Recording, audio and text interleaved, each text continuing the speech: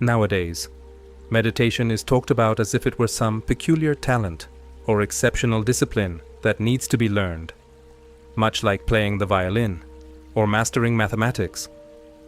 But the moment you try to do it, you've already missed the point. You can't meditate. Truly, you can't. The very act of trying defeats the purpose. And that's because the one thing preventing you from meditating is you. Your ego, the thinker, that constant little voice in your head. Thinking is simply a kind of inner chatter, like talking to yourself. And as long as that chatter continues, you remain trapped in a world of abstractions, a realm of symbols about reality, not reality itself. A thought isn't reality. It's not a word, not a name. Reality is the present, and the mind, always attempting to grasp this moment, the eternal now, is incapable of doing so, because the mind doesn't experience, it only represents. That's the problem. Most people struggle with their thoughts when they try to meditate. They tense up, force themselves into stiff positions, and try to suppress their thinking. But that's like trying to iron rough water with a flat iron. The more you try, the worse it gets. Meditation can't be forced. It only arises when you allow yourself to listen to the hum of existence without trying to label, understand, or control it. Just listen. Just be. And in that effortless being, meditation naturally occurs. Most people are simply addicted to thought. The brain is a constant buzz of words, symbols, and images. You're always talking to yourself. And if you're always talking, you can't hear what anyone else is saying. Likewise, if you're always thinking, you can't truly experience reality. You only hold on to your ideas about it, representations, not the thing itself. In a way, you live inside a map, mistaking it for the territory, surrounded by symbols that point to things, but are not those things. When you see a tree, you call it a tree, but the living, rustling, moving thing outside isn't the word tree. That's just a convenient label, a sound. And this is the root of the illusion. The mind, through constant classification, separates you from your body. It builds a gap between the knower and the known, the observer and the observed. And in that gap, you feel alienated. Even though you're never separate from the universe, you feel alone and apart. It's strange. We're always trying to name, define, and control. But reality doesn't need commentary. It just is. When you think constantly, you exist in a kind of dream, always interpreting life instead of living it. And this is the first real obstacle to meditation. As long as that inner monologue continues, you remain a spectator of your own illusions, never stepping into the vivid aliveness of the present moment. So what is reality? That's a curious question, because the moment you ask it, you've already stepped away from it. Mind, language, concepts, they can never truly capture reality. The moment you name something, you reduce it. Words separate, classify, and draw boundaries that didn't exist before. The real world isn't made up of things or events. Those are constructs of the mind. Out there, everything is simply happening, a magnificent dance of waves and currents that never ceases. Take the stars. We see constellations in the sky, but the stars themselves aren't actually grouped together. That arrangement exists only in your mind, a projection of symbolic order. Reality itself doesn't divide that way. In truth, there is no real separation between what's outside and what you are. You are just as much the sunlight as you are the eyes that perceive it. The idea that you are merely something inside a bag of skin, detached from everything else, is a convention, an illusion. You are the air within your lungs, just as you are the air that moves through the world. Yet the ego insists on this false boundary. The world is here, and so am I. That simple division, that subtle separation, is the root of so much of our worry, our conflict, and our desire for control. But none of this exists in reality, the true reality. It isn't material or spiritual. It isn't this or that. It simply is. And the moment you stop trying to grasp it or define it, you begin to sense its presence. Let's turn now to the ego, the I, the separate self, which is what most people take themselves to be. The truth is, the ego doesn't exist. It's not some force sitting behind your eyes, pulling levers inside your skull. The ego is an illusion, a construct of thought and social convention. It's the I thought. And when you look closely, you find that it has no real substance. It's just a pattern of tension, a constant effort of identification and control. When you think, you imagine a thinker. When you feel emotions, you imagine a feeler. But these are only ideas. Thoughts don't require a thinker, any more than thunder needs someone to control it. Thoughts simply arise. Just as clouds form in the sky, thoughts appear in the mind. The problem arises when we identify with this abstraction. Fear is born the moment we believe the ego is real, solid, and permanent. That belief leads to conflict. It creates the urge to control, to preserve and protect something that doesn't actually exist as an independent entity. And here lies the great irony. The ego is the very thing that attempts to meditate. The very thing that wishes to be free is the one incapable of letting go. The ego cannot surrender, because to do so would be to dissolve. So the ego cannot perform meditation. The very delusion that must fall away is reinforced the moment you treat meditation as something to be achieved. Meditation happens when the ego runs out of steam and becomes still. It is not something you do. And this is where many people get confused. They sit with tense jaws and furrowed brows, trying to force silence in their minds. But that very effort to silence the noise becomes more noise. It's like trying to flatten a rippling pond with a hot iron. The more pressure you apply, the more turbulence you create. Leave it alone, and the water settles by itself. The mind does the same. People often believe the goal of meditation is to empty the mind, to erase all thought. But thoughts are no more of a problem than the sound of birds chirping or cars passing outside your window. They're just part of the grand symphony of life. There's no need to suppress them, no reason to fight them. You simply observe. You allow the thoughts to rise and fall without judgment, without clinging, without labeling, just as you might listen to the wind or watch the leaves sway. Meditation arises naturally when you stop interfering. You are meditating the moment you give up trying to meditate. That's the paradox. The ego wants control over everything, even over its own surrender. But true surrender isn't something the ego can do. It is what happens when the ego lets go. So, let go of the effort. Leave the mind alone.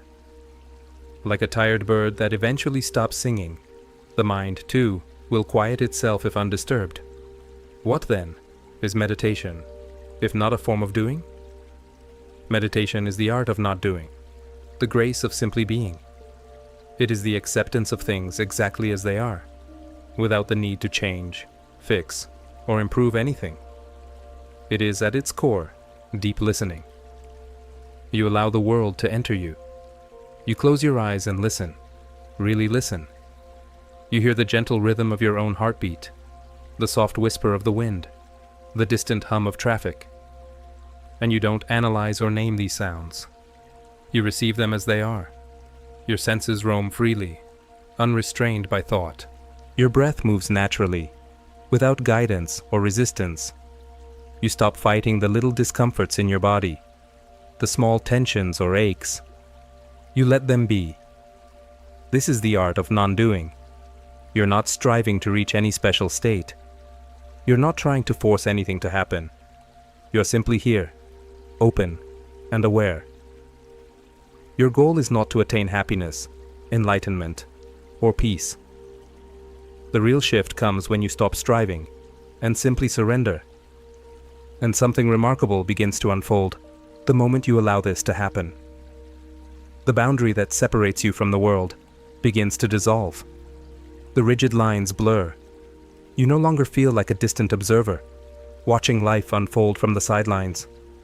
Instead, you become part of the unfolding itself. The sounds, the thoughts, the breath, all become aspects of one continuous process. And in that seamless flow, you rediscover your true self, simple, spontaneous, and free. You realize you're not a fragment trapped in a bag of skin called me. You are an expression of the entire cosmos, a wave on the vast ocean of existence. Meditation, then, is not a skill to be mastered, but a mystery to enter. It is the quiet grace of being exactly where you are, without the need to escape, fix, or strive for anything else. One of the simplest and most beautiful ways to fall into this state is through the act of listening. Just listening, not seeking, not naming. Sound is extraordinary in that it doesn't ask for your effort.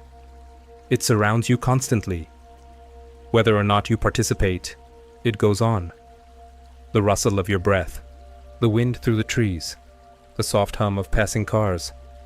Everything is already happening. And if you simply open your ears, you begin to hear it. Not as distractions, not as separate sounds, but as one unbroken symphony. You don't label them. You don't say, "That's a bird," or "That's a car horn," or "My stomach is growling." You allow sound to remain pure vibration.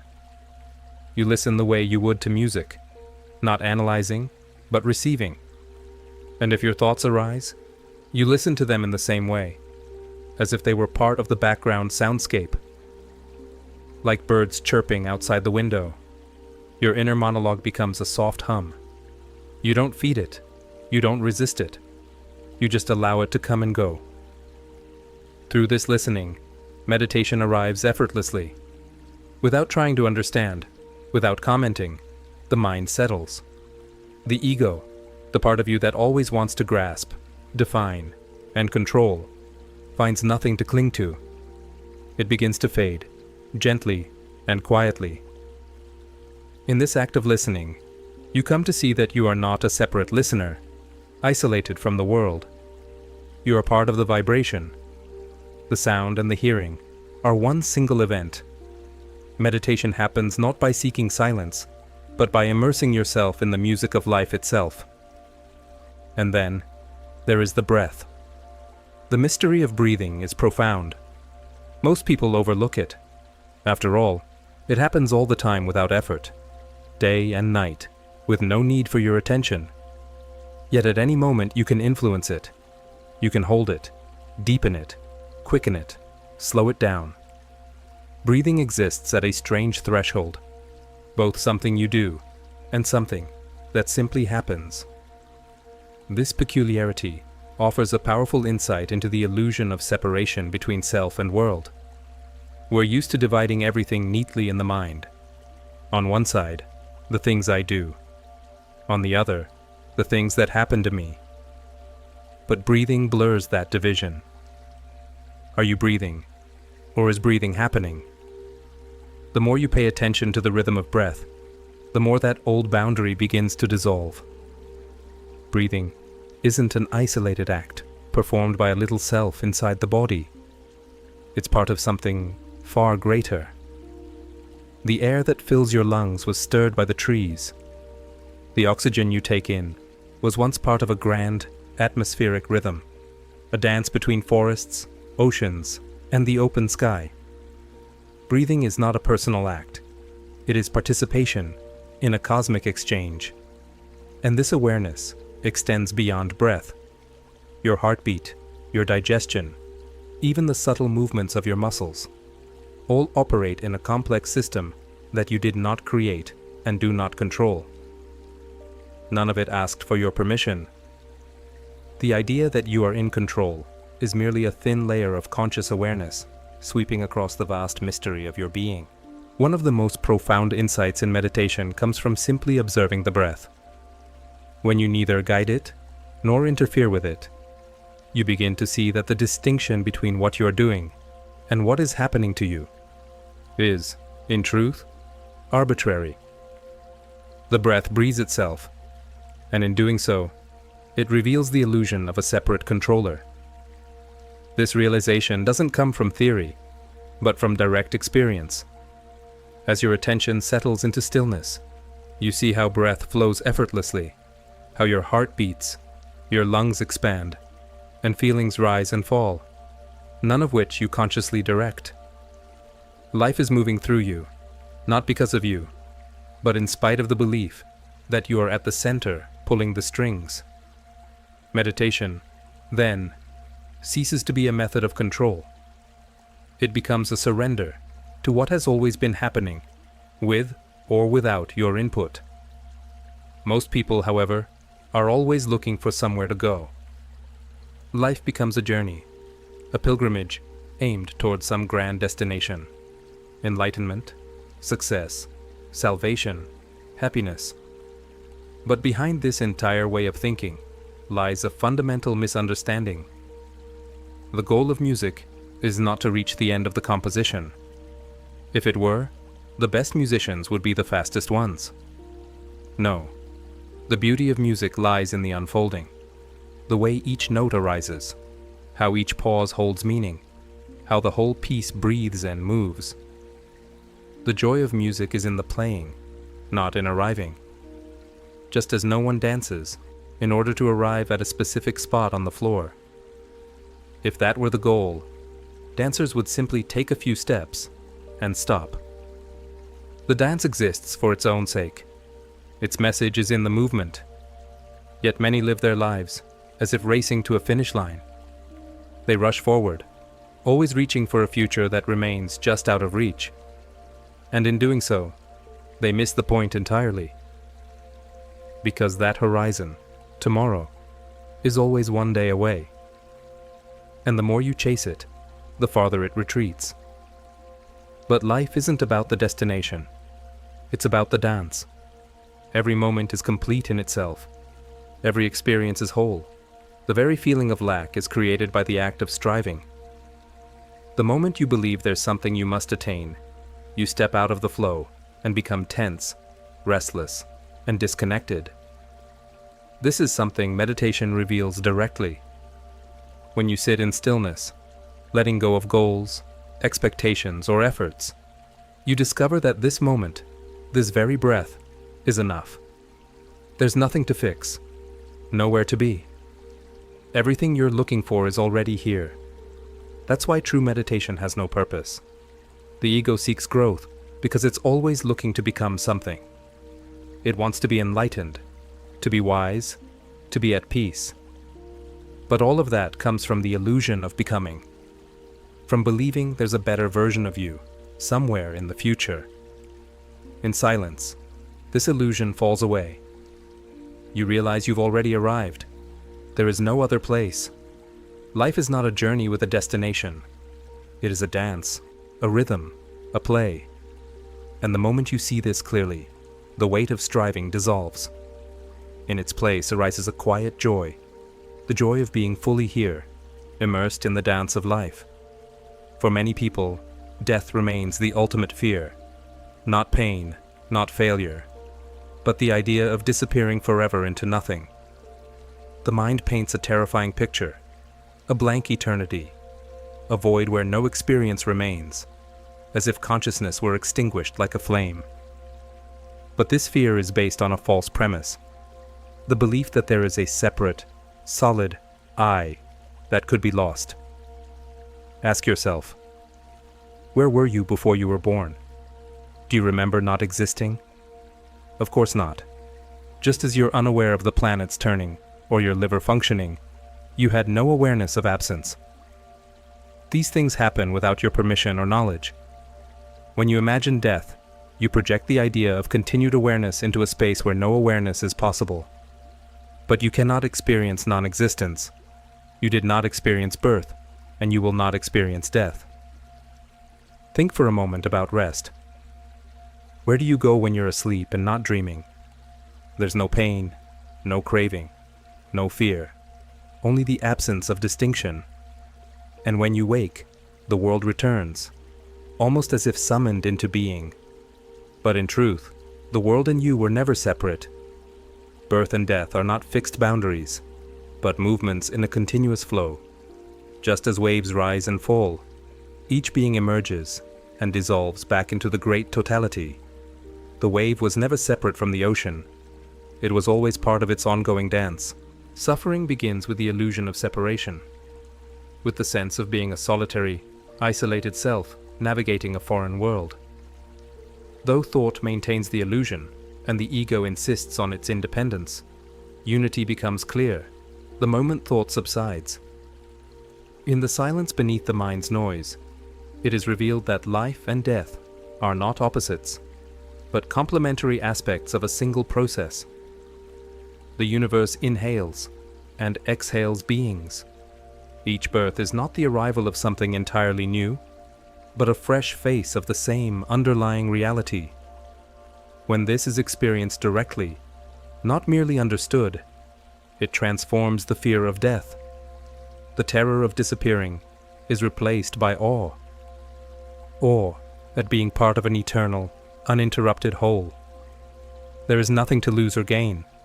All that remains is this vast, miraculous event unfolding endlessly.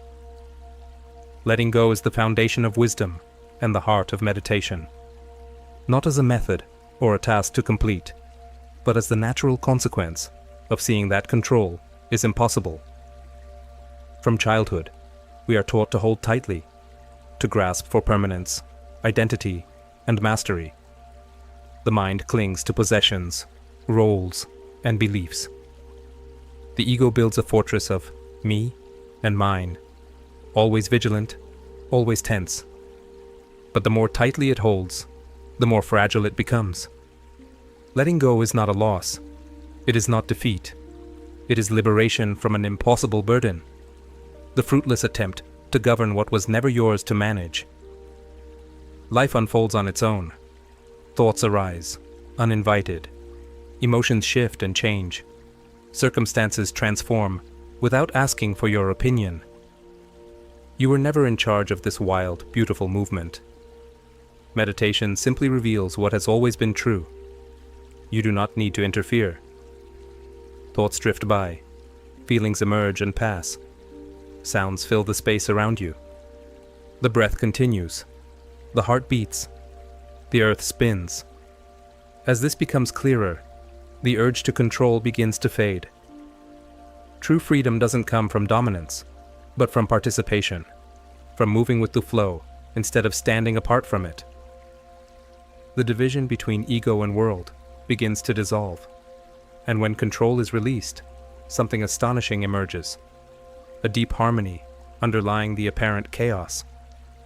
Even struggles and sorrows, once viewed as intrusions, are seen as part of the great pattern. Like shadows that define light, or silence that defines music, the conflicts of life give shape to its beauty. This is why enlightenment, in ancient traditions, is often described not as an achievement, but as a return. Not something gained, but something remembered, what was always present beneath the mind's restless grip. You don't need to improve anything. You only need to see that you are already home, already whole. When the self is released, when striving ends, what remains is effortless being. There is no one left trying to meditate, trying to arrive. Only the open presence of what is.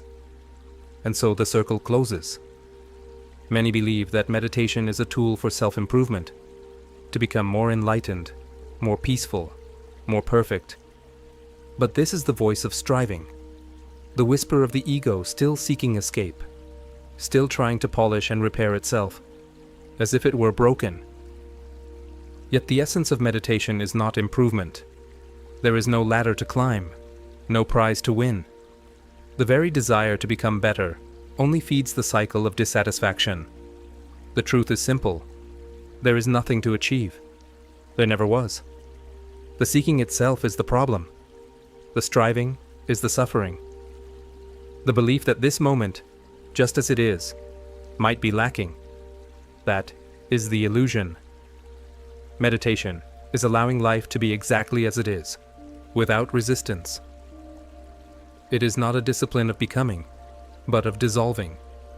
Dissolving the fantasy of a separate self, and the restless need for a better future. What remains when that dissolves is the present, not as a concept or a point on a timeline, but as the eternal unfolding of reality. This is why it's often said that meditation begins when you stop trying to meditate. Not because you've achieved something, but because you've surrendered the effort. Silence was always there. Life isn't a problem to solve, or a journey to complete. It is a dance to be danced, a song to be heard, a flower to bloom without needing a reason. And meditation is already happening now, as you sit, breathe, and listen to the sounds moving through the air. There is only this, not effort, not waiting, not reaching, just this. You are part of the endless, effortless rhythm of life, like a wave on the sea.